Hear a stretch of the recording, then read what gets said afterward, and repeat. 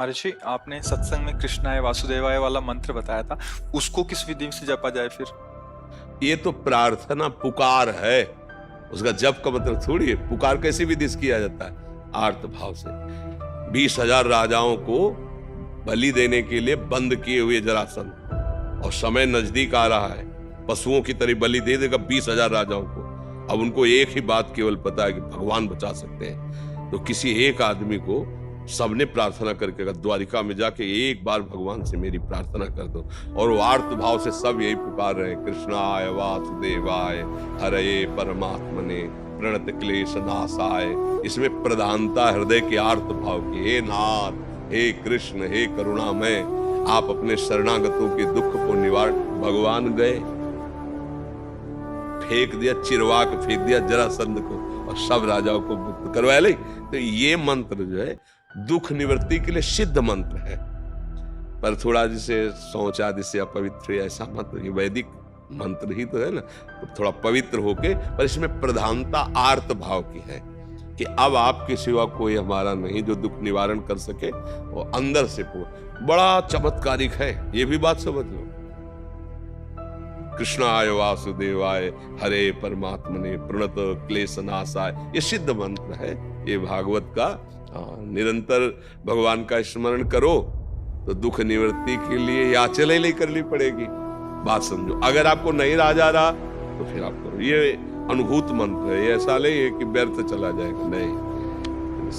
महर्षि, इसमें एक प्रश्न था, आपके सत्संग के माध्यम से मैं सुनने को मिलता है कि सब संत भगवानों की अलग अलग निष्ठा होती है। तो जो कोई अगर वो आज्ञा ऐसे कर देते हैं जो हमारे गुरुदेव ने हमें कुछ अलग आज्ञा किया है, तो उस कंडीशन में हमें क्या करना चाहिए? देखो, आज्ञा पालन तो सिर्फ गुरु वाणी का होता है। सेवा हम किसी की भी कर सकते हैं। संत के आगे में जरूरत पड़ी तो पशु पक्षी की भी सेवा कर देंगे, जरूरत पड़ी तो किसी, इसका मतलब सेवा कर दिया तो उसके अधीन थोड़ी हो गए, उसकी आज्ञा का पालन थोड़ी करेंगे। समझ रहे हो ना?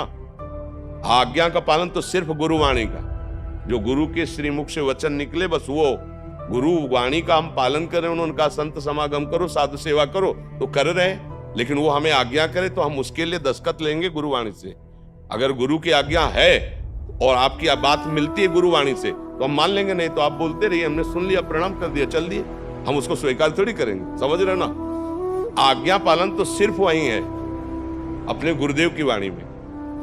उन्होंने आज्ञा करी संत सेवा, तो हम आपके कपड़े धो देंगे, भोजन पवा देंगे, जो जैसा कर देंगे। और अगर संत है तो चाहे जिस निष्ठा का हो, तुम्हारे अंदर भाव वही प्रकट होगा जो गुरुवाणी में लिखा है। संत की ही वाणी तुमको वहां प्रकाशित करके वहां पहुंचा देगी जो गुरु कह रहे हैं। आप देख लो, हमने तो देखा है, अन्य उपासना वाले महापुरुषों के जब समीप गए, उनके चरणों में पड़े, तो हमारे इष्ट की भक्ति बढ़ी है, हमारे गुरु चरणों में प्रेम बढ़ा है। ऐसा नहीं हुआ है कि उनके पास जाने से हमारे गुरु चरणों में प्रेम, हमें और गुरु प्रेम बढ़ा है। तो जहां सच्चे संत महापुरुषों की सेवा होती तो इष्ट और गुरुवाणी में प्रेम बढ़ता है।